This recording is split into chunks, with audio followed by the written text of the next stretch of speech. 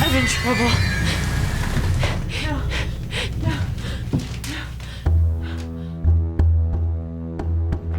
This is a film that deals in the spiritual in some length.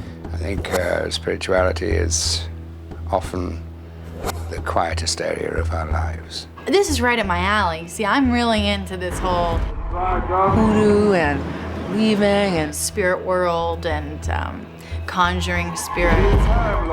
mind control. You know, do we have a soul? Do we have a spirit that lives on? I'm trying not to think about that. I am so into that. My aunt said it's evil and it's intent. There's something frightening about it. It's a dark seed. I first came across Skeleton Key when Daniel Bobka, the producer, sent me the script, and I loved it straight away. And it seemed to be an opportunity to make something that was, you know, intelligent and thematically rich, but also really entertaining and gripping. Violet, you have a visitor. Cut, excellent. It's a cut. Ian's Softley. And he's wonderful. And he's English, so I like that. Ian's a very easygoing guy. He has a delight in it, too. He likes the script very much, and he delights in all of the painstaking little things that you have to do. So it's fun to work with him. You know, everybody says that the vibe on set all starts with the director. And we're having the greatest time. I feel as though I have worked with him, but I haven't actually, no. But I'm enjoying it greatly.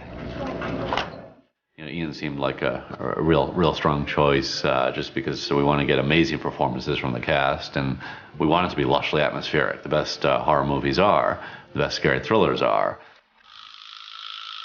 You know, you want a ghost story, you want it to, you know, you want to hear the breathing, you know, behind your neck, and I think just felt like Ian, you know, would be a great person to deliver that. Wait. Oh, shit! Now you got me spooked. Like any good thriller, you've got to keep all the threads that go to make the cloth.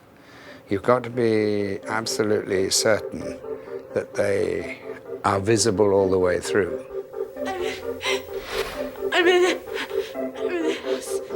It's not so much about dropping clues so that someone could go back and watch it on a second time. It's just behaving in a consistent way so that it's all obvious in a way on a second viewing. Do you know a record called The Conjugation of... There's an innate need in human beings to, when they walk into an unfamiliar space for the first time, if there's a locked door, that's the door they're interested in. And I felt it was just sort of a classic Gothic notion, the idea of a skeleton key that opens every room in a house except one. And because of that fact, that one room takes on tremendous significance and becomes effectively the only interesting room in the house. I wanted to find out for myself what would be behind that door.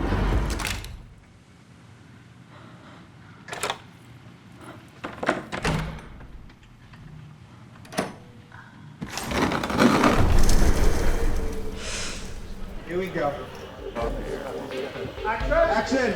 You know, all ghost stories really are about a crime in the past that is unavenged or deserves retribution. And I thought it was interesting to kind of juxtapose a small, specific crime with the notion of crimes that have been committed in the formation of a culture or a country.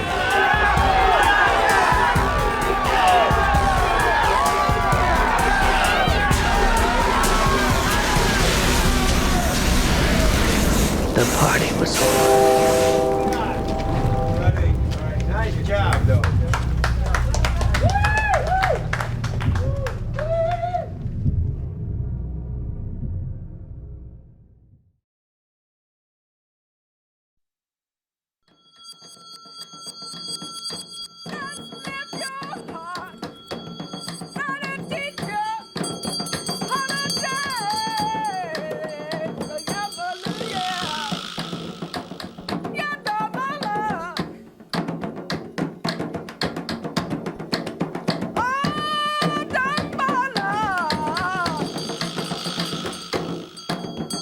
My voodoo name is Mama Lola. I'm a voodoo priestess. My name is Brandy Kelly. I'm a New Orleans voodoo practitioner. My born name, I guess, is Vanessa Jones. My African name is Princess Wekeno Afo. My name is Kathy Smith. I am the curator of the House of the Seven Sisters, a museum on voodoo, hoodoo, and the practice of voodoo in Algiers. Voodoo means spirit. Everything have a spirit in it. Voodoo is a religion, it's a spiritual path. It's based on the balance between human beings and nature. The truth is that this is a beautiful practice that has its roots in Africa, ancient Africa. We found voodoo to be a very well-established religion in the 16th century. So probably it had been around for many centuries before that. To this day, the cradle of voodoo is Benin, formerly Dahomey. During the slave trade, they brought their practices with them. They brought their traditions, their faith, everything, their cooking, their culture came with them to the New World. We believe in one creator God, who's Maulisa, and then there are gods for specific things, similar to saints in Catholicism. To teach about voodoo until you go to your grave, nobody finish no. Like to finish completely. You go to school, you laureate. You finish school completely. You become a doctor. You finish school for the doctor. But in voodoo, until you go to your grave, you never know everything. Never. People often confuse voodoo with hoodoo, and voodoo is a very organized religion. There is an initiation system towards the priesthood. Hoodoo is a collection of magic. You hear about it mainly in the swamp areas in Cajun land. This is not a faith, this is not a belief, this is not a religion, this is a practice. Hoodoo is a practice. It just kind of groups everything into a pot. Hoodoo is another word for a group of magic. And I think that's where the difference between voodoo, which is a religion, and hoodoo, which is something totally different. The part that had to do with healing and herbs and elixirs stayed with the people. The spirituality was lost.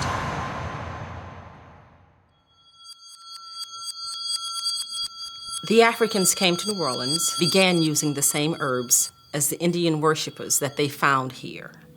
So there was an abundance of herbs and things grown in the South that could not be grown anywhere else, no other part of the country. So they were considered to be magical because you can only get them one place. The hoodoo practitioners were the people that would travel to the South and get these herbs that were so magical and bring them back to the North.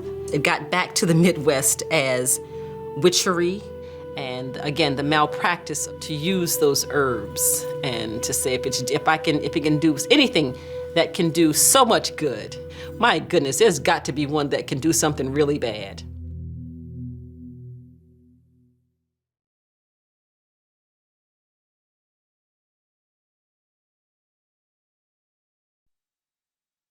I'm King. I'm a producer, songwriter, singer, rapper, entertainer extraordinaire. Caroline, haven't seen you forever. Check it out the band. I need a gumbo recipe, man. No problem. $100. We're doing gumbo, the real gumbo. Oh yeah. Bam. This is where it gets fun. Filet. Bingo. 99. Bingo. Voila. Now we're ready to make some stock. Shrimp stock. Now everybody knows you can't cook gumbo without this.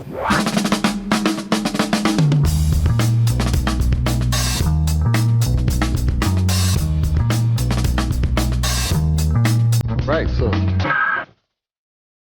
the first thing we're going to start with, the most important part, is the stock. shrimp heads, shrimp tails, peel the shrimp, take out stock pot,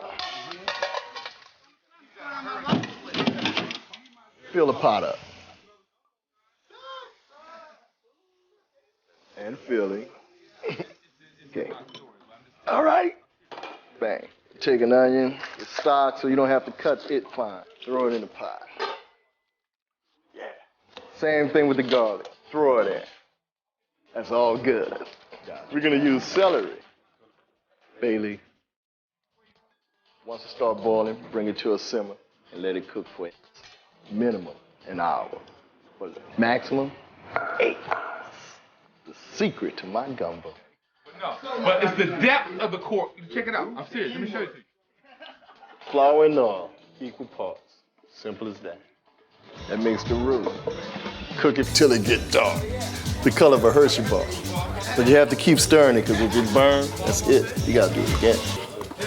You're in New Orleans. Do anything you like in New Orleans. So now we're gonna add all the vegetables.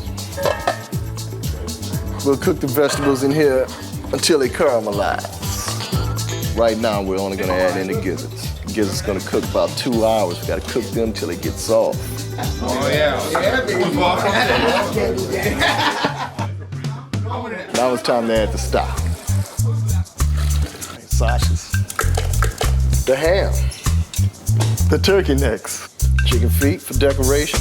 The crabs. The shrimp. At this point, we're gonna cut the fire off. Pot this size, add at least 1 jar of filet. Cayenne. A little more. Give it a little taste. It's a beautiful thing.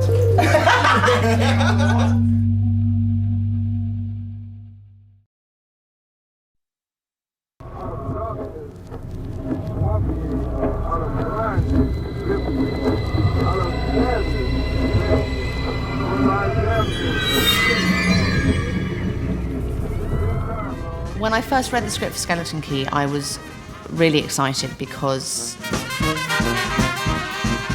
it's about music as much as it's about anything else. The Rebirth Brass Band is the best band in the world. They always have something new for you, always.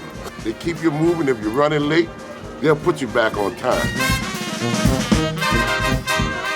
Well, the Rebirth Brass Band is a band that was bought and raised up right here in New Orleans. The Rebirth Brass Band is an international group that travels around the world. We have been to Japan, Africa, Cuba, Germany, Switzerland, Italy, France, London. We done played for kings, queens, presidents. We perform for all different occasions, for anything, it don't matter. It's love itself because it's music. Birth of a baby, death of a father, it don't matter. Well, for the film Skeleton Key that was about to be filmed here in New Orleans, we're probably gonna be the nightclub scene where we're gonna be playing the club, everybody's gonna be having a good time. But Rebirth never gets up before lunchtime. Action! Action, Rebirth. And we're looking forward to doing that, especially if this is, our first feature movie, Skeleton Key.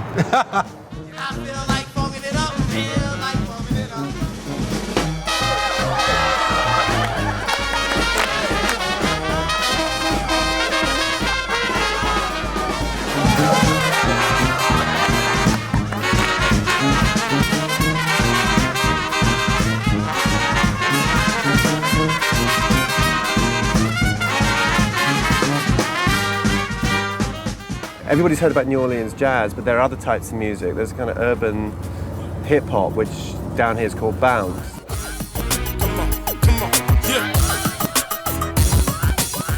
So the first scene is the Half Moon Club, which we've turned into a bounce club.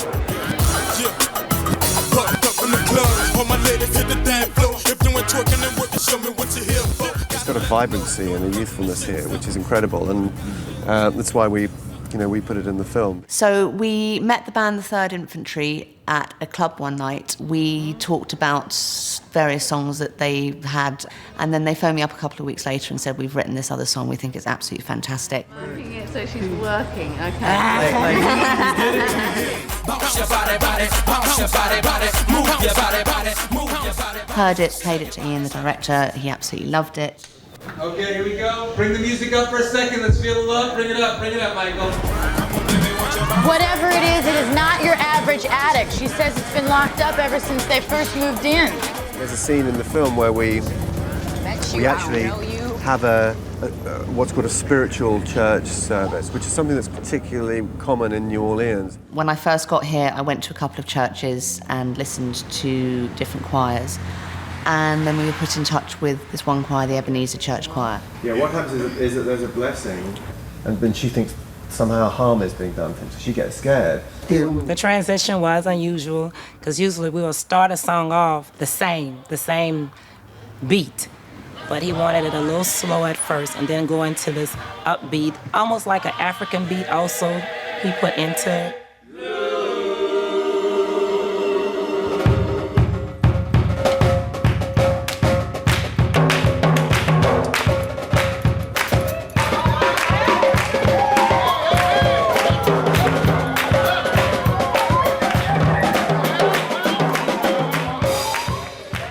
African beat that he wanted, the noises that he wanted, the sounds was a little different because we don't make those sounds, but we enjoyed it. It was fun.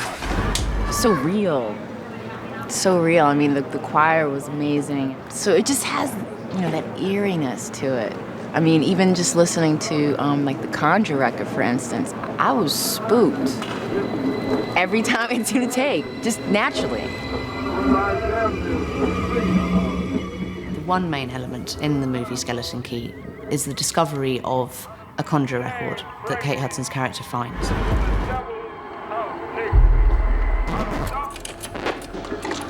Hey, it's just a local band. We went into a studio and got some drummers in that we'd met through various contacts. My name is Alfred Roberts. My name is Bruce Sunpie Barnes. My name is Elyard Bray. Today, I played some music, different styles of spiritual music that we have here. So we did a variety of different things.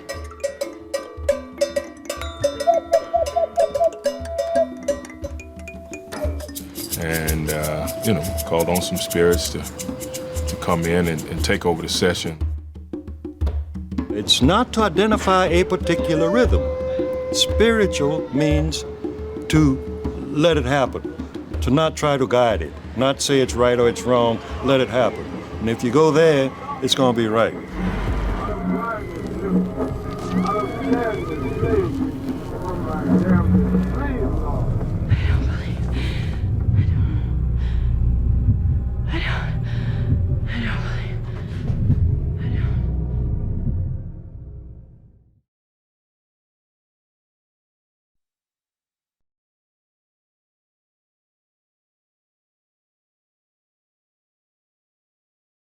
Hi, I'm Kate Hudson, and I'm going to share with you a personal ghost story.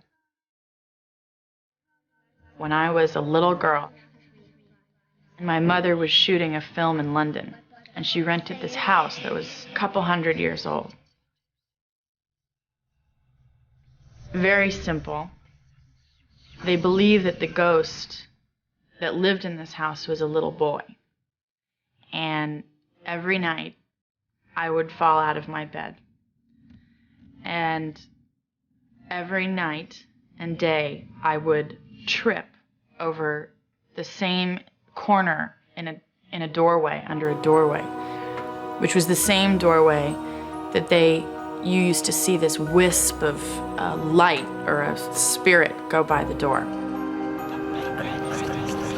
One time we were all sitting in my mother's bedroom, and we heard outside, gravel, the footsteps on gravel. A door open, door close, steps coming all the way from inside, all the way up the stairs. A shower turning on, and we thought it was my mom coming home from work. And we went and looked at the shower, and nobody was there. It's the same place where I was pushed into a pool with I had on wellies and a raincoat, and found my way somehow into a gated pool area and fell in. And the caretaker believed that I was pushed in because he was right there and saw it, and it looked very strange. Pots and pans would go in the kitchen all the time, almost like an earthquake. Finally, my mother went to the landlord and said, "What's going on?" And she told her the story that they believed that there was a little boy who haunted the house. Long story short, my mom packed us up and we split.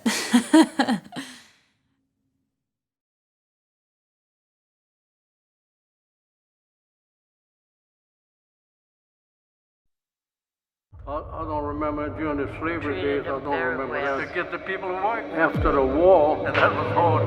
We just let them keep on living. Natural life. Natural life. My name is Norman Marmion. I'm the owner of the Laura Plantation. This is an old sugarcane farm located about 50 miles northwest of New Orleans along the Mississippi River. Volcaram, that was a French name, an old planter, and he built this house for his daughter as a wedding present. Felicity. Felicity. That's why it's called Felicity. At that time, there was quite a few people living on the plantation. The plantation started out with 17 slaves. It ended up with 15 people who owned the slaves and 185 just before the Civil War in 1862. Plantation life was hard, it was structured. It's almost a whole waking unit, a plantation. Your day started at 3 o'clock in the morning. You did work before the sun came up. Big breakfast bell was run at dawn. And adults went to the front of the big house, said their prayers, were told what to do.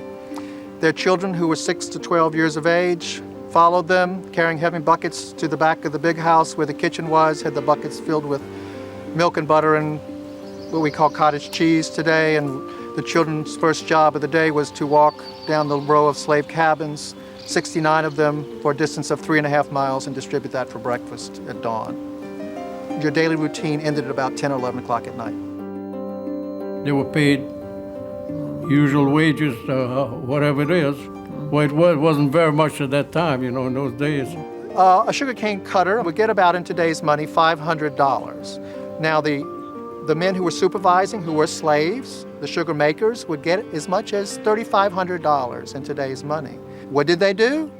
They garnered enough money for themselves, for their families, and they freed themselves. And the average price on a slave's head throughout the history of Louisiana's slavery history was $25,000 in today's money.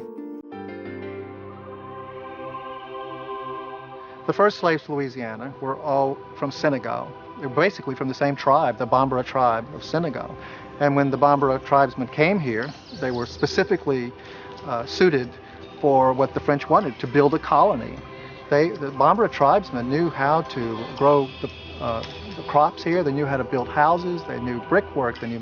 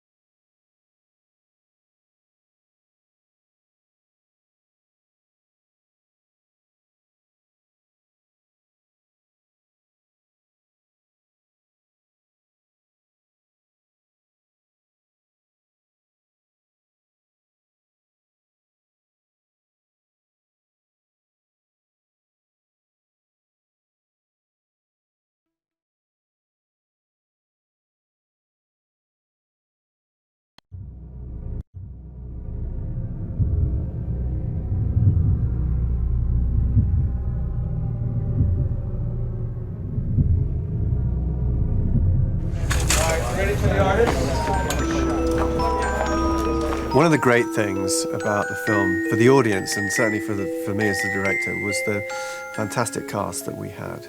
Kate Hudson was a revelation to me. Say I knew someone who had believed he'd been crossed. I mean, she's somebody who can play a comic actress, she can play serious, and you know, in this she even kind of gets a little bit of action and horror film acting as well. Here we go. Action! You'll never get out of here, child. Stop right there. I have to say the script is what really intrigued me, because it was terrifying. You stay back! So Kate Hudson seemed like a natural for the role. When Iain and I were discussing the casting, we were both fans of her work, but also the character's portrayed as someone who was living a rock and roll lifestyle and is now kind of crashed in New Orleans. And Caroline says, "Stay back, I'll kill you." This all seemed right out of Kate's life. The portrayal of a groupie and almost famous, this just seems organic, that she would really bring a lot to the picture. It's just so much fun to be able to do that kind of stuff. The best is when you see hair and makeup come in and they're like spritzing you with rain. You're going, what are you guys doing? And then they're like, you know, cue the rain, and all of a sudden you see everybody flee. All right, make it rain, please. Bring up the water truck. More lightning tower. Away from the rain bars, and they're all standing there dry. You're sitting there drenched rat in the rain going, how did I get this gig, man? I mean, at one point I was soaking wet for 15 hours. It's like, wow, that's a long time to be sitting out in the rain, you know.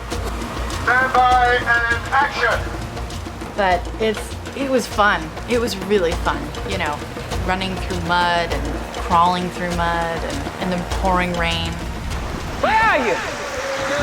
And background and action. Look, whatever it is, it's not your average addict. The wife says it's been locked up ever since she first moved in. You found yourself a hoodoo room. Joy Bryant is wonderful in The Skeleton Key. She plays the part of Jill.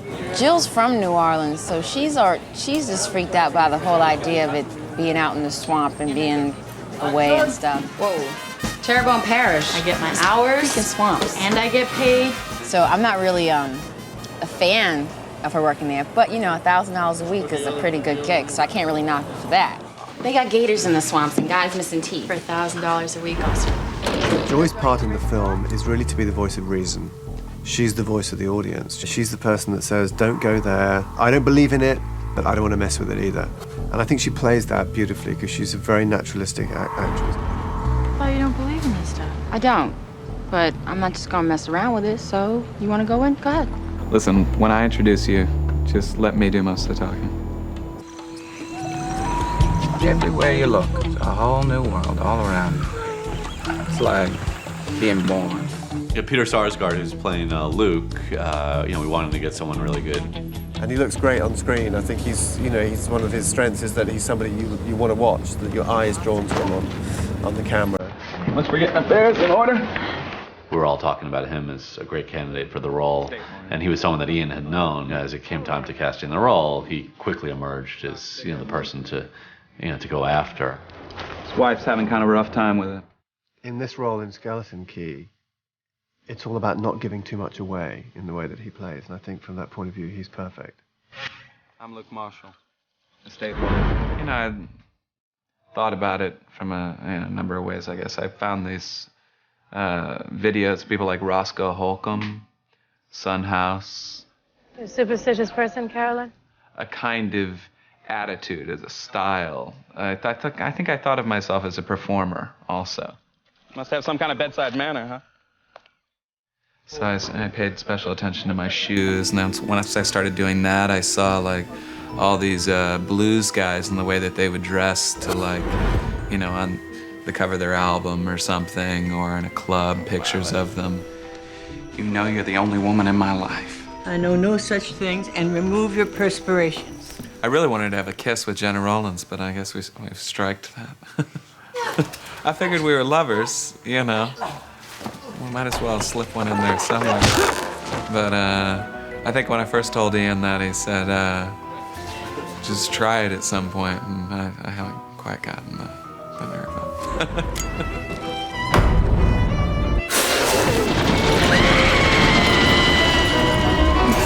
I'm Jenna Rollins, and I play Violet, a very spooky old lady down on the bayous of New Orleans. Every director wants to work with great actors, and it's a complete joy for me to be able to work with Jenna. Try to use my tricks on me? Kate Hudson comes in as a hospice worker to help him. And she begins to suspect that more is going on than a simple medical problem. You ever feel like he's asking you for help? I've finally given up with all of the ghost stories and all these strange things she's been feeding me, and she stops to tell me the story of the house. You're not from the South. You won't understand. I'm not exaggerating when I said that jaws dropped when we watched it in Daly's with the whole crew. She was just so compelling. The ghosts are here now. But whatever they did to him, I'm not going to let them do it to me. She's amazing. She really is. One of my all-time idols. John Hurt too.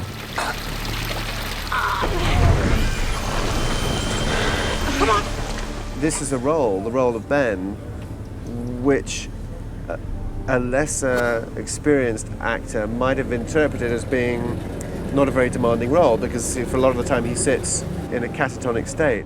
You know, the way that he's able to act internally is very, very important, because we're wondering all the time what's going on below the surface. Because of that, I'm delighted that an actor of John's caliber has agreed to do this. His words have gotten lost and wandering in his mind. Let the water run down and wash away this condition. It's perfectly clear. He makes it perfectly clear without any lines to speak of. It's actually one of the challenges, is the fact that he doesn't say anything. And he doesn't say anything for reasons.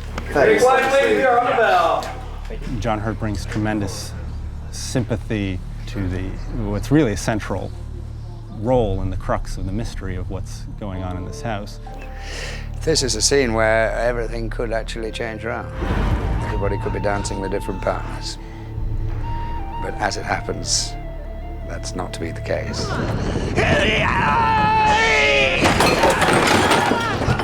Shit! It's all an imaginative exercise anyway, really. And you accumulate as much stuff as possible. I call it the mulberry of my mind, you know? You put everything into there and hope that it's going to ferment and you're going to make a decent wine. Top. Jesus.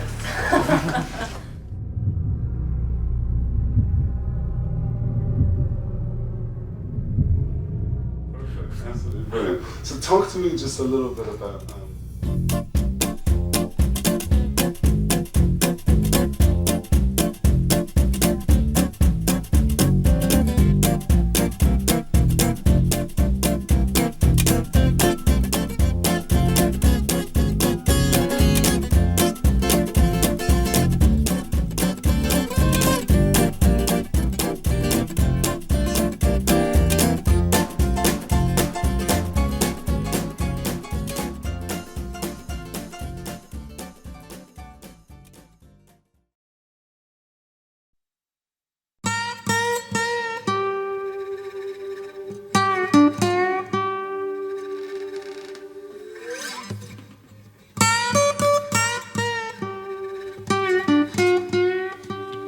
Hi, I'm John Hurt. The reason I look like this is not because it is my normal state of affairs, as it were. This is my makeup for the film. I'm just going to read you a little story.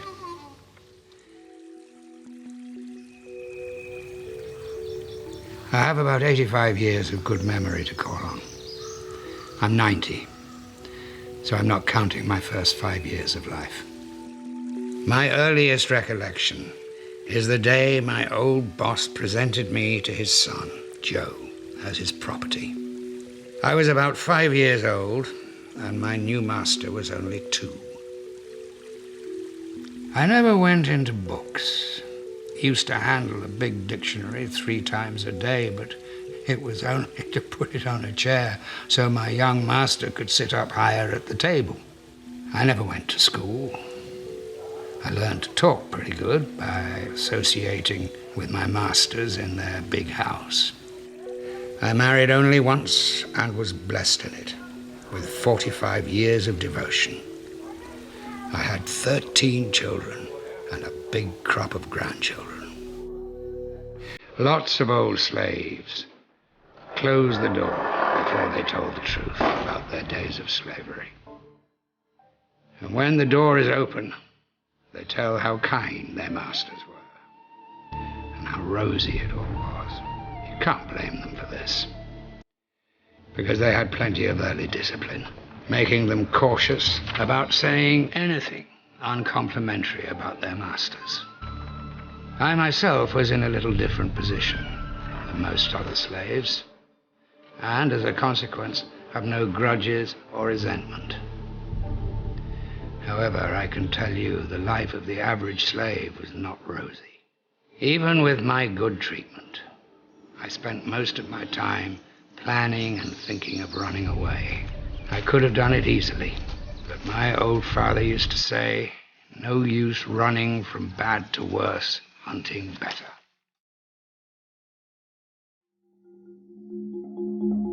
The master's name was usually adopted by a slave after he was set free. This was done more because it was the logical thing to do and the easiest way to be identified than it was through affection for the master. Well, I got to thinking about all us slaves that was going to take the name Fitzpatrick. I made up my mind. I'd find myself a different one. One of my grandfathers in Africa was called Jerkeo. So I decided to be Jackson.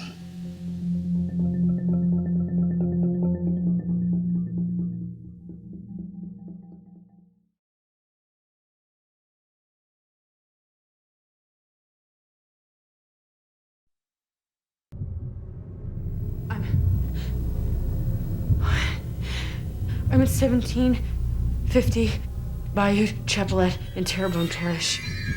There are people hurt here. One of the big decisions is always like where you're going to shoot on location or studio.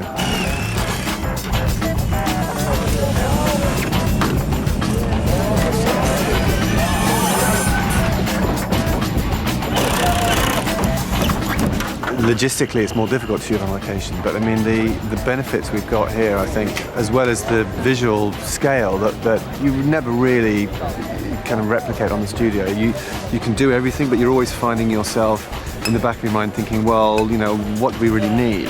Whereas when you're on a location, the scope is limitless, and we found that here, which has been fantastic. Action! You have a lovely home. I think the fact that we filmed at the Felicity Plantation was a key element in the way the film will turn out. I mean, after my initial inquiries, we were told that we couldn't get into the house. But then one of our producers, Clayton Townsend, managed to seduce the family who lived in the house, and we managed to get in there. What was this little house? That was the kitchen. Back a long time ago? Before they had gas in the house. We realized that we were able to shoot all of the house exteriors, but there were so many other elements we could do there as well. There were outhouses. Are we going to keep this shed here? Yeah, I think it's good. And there were fields and swamp areas nearby that enabled us to do so much of the shoot actually on location. There is a scope that you get and an authenticity that you can't replicate in the studio. First thing I want to talk about is that I work with Iain. This is the 4th film that I've done with the director Iain Softley. So there's one thing is to get a place that looks right and feels right. Another thing is to make it work for the script. And there's a thing like the old guy Ben climbs out of the window in the middle of the night and crawls along a roof and falls down and is heading for the swamp. There was no swamp in this house. So I thought at one time, can I build a swamp in that field? Okay, Robert, open the valve to the swamp.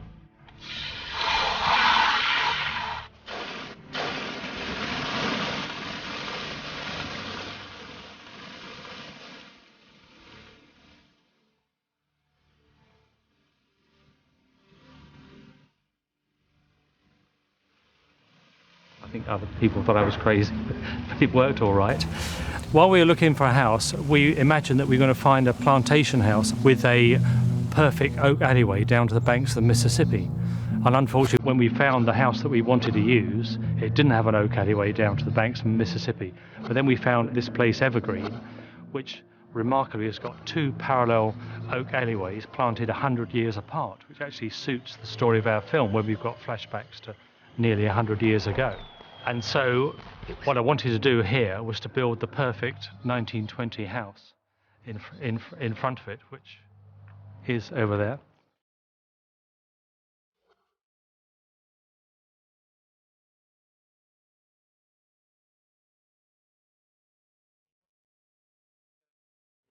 Well, that's quite a good look.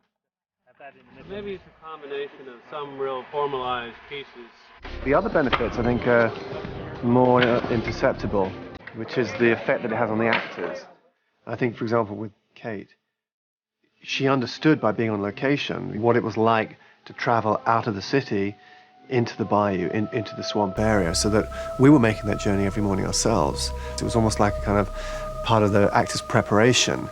As they arrived on set, they were shedding, vestiges of their everyday life and their normal self. All right, stand by the roll, guys. The house itself is spooky. It's a very heavy place. When you go out into the plantation area, I mean, the history of these plantations are dark.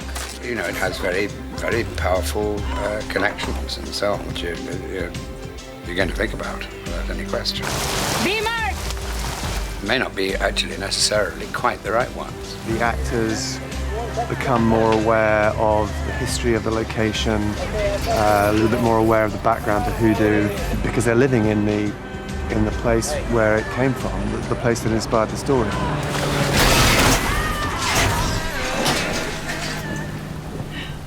And I don't think you can put a price on that.